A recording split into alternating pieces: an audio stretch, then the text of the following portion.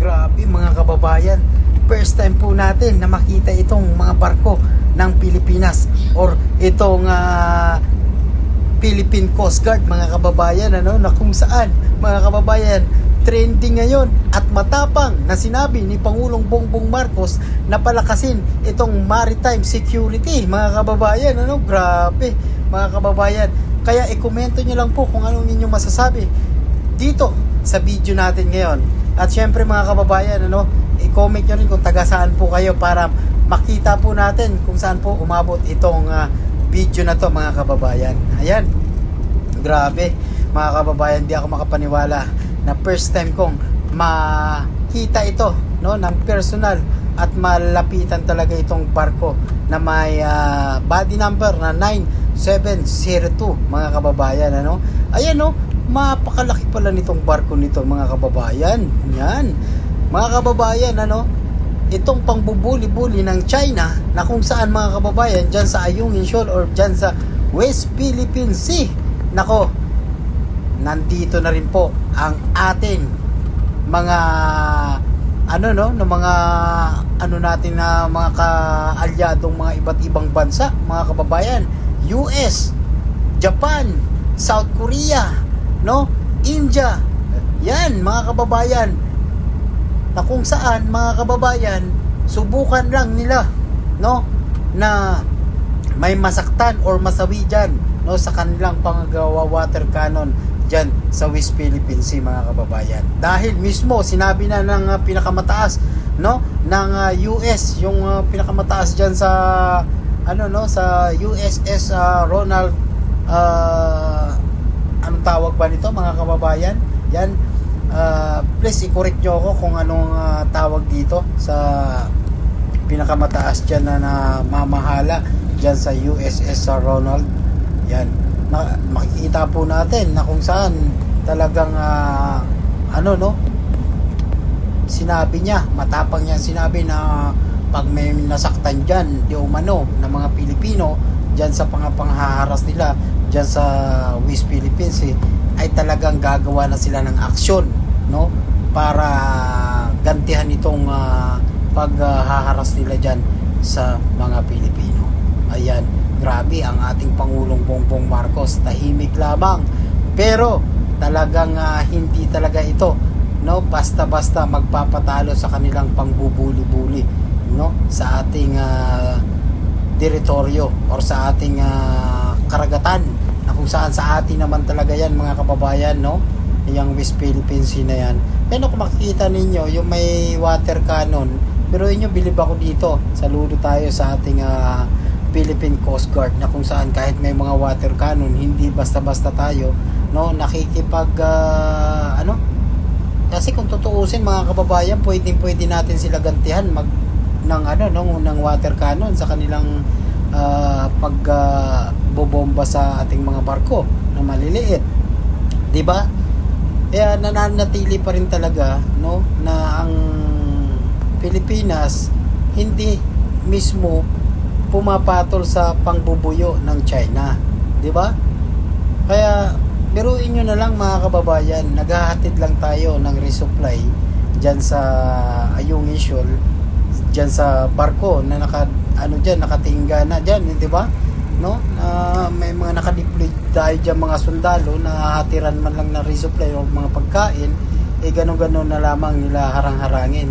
Kaya nga sabi ni Gibo Chodoro mga kababayan, kung matapang talaga kayo, daanin na lang natin to sa international, itong usapin na to, kung kanino nga ba talaga yung West Philippine Sea na yan. Ayan mga kababayan, talagang itong ating mga Pilipino napakasisipag.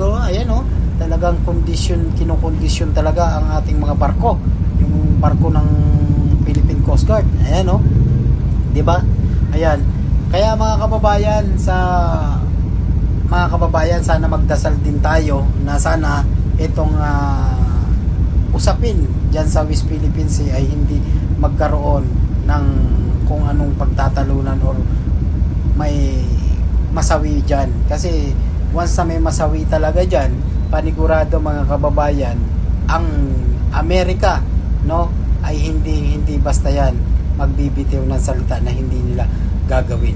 Kaya panalangin na lang natin na sana itong China, no, gumawa na lang sila ng aksyon na kung saan, di ba, pwede naman natin yan kung makipag-usap sila sa ating Presidenteng Bongbong Marcos, na kung alam naman natin na may likas na yaman ang West Philippines, di ba? Natuklasan nga daw na may mga tinuladang makukuwang langis diyan sa West Philippines na yan. Kaya ganoon na lamang nila, no? Pagtanggol itong China na to, ayaw nila palapitin man lang ang ating mga barko diyan, or dadaan lamang, di ba? Kaya kung may usapin na maganda, why not na baka ang ating Pangulong Bongbong Marcos, halimbawa kung magtatayo sila dyan ng planta or yung kukuha ng langis dyan sa West Philippines, di ba? Kung 40-60, 50-50, bakit hindi, di ba? Mag-usap na lang ng maayos, di ba?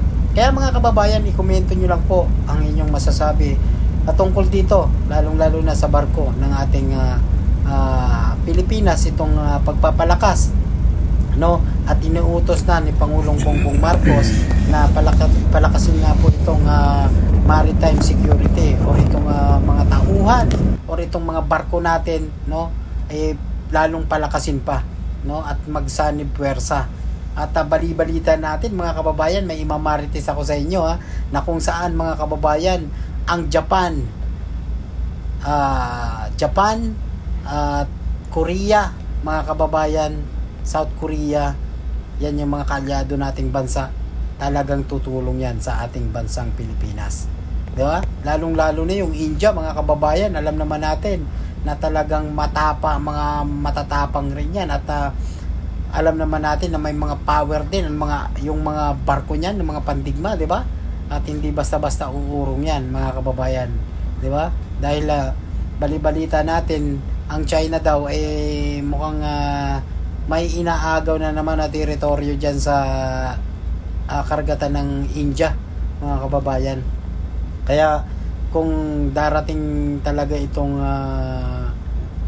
digmaan, no, na sana wag naman, ipagdasal natin dyan lang sa karagatan, kung magkaanuhan man sila na magkasalubungan at hindi talaga ito magpatalo, itong China na to, nako, sana naman, no, makipag-usap na lang. Tingnan nyo naman po yung Ukraine, di ba, yung gera ng Ukraine, di ba, napakahirap, marami pong mga tao, no, at maliliit na tao or mga kababayan nila na tawag nito, talagang kawawa. Yan yung mga barko natin, mga kababayan, ano? Kaya sa ating mga kababayan dyan, paki-like, share at subscribe po ng ating YouTube channel. I-share pa natin itong ating video, mga kababayan, itong in-upload nating video. Maraming salamat. God bless.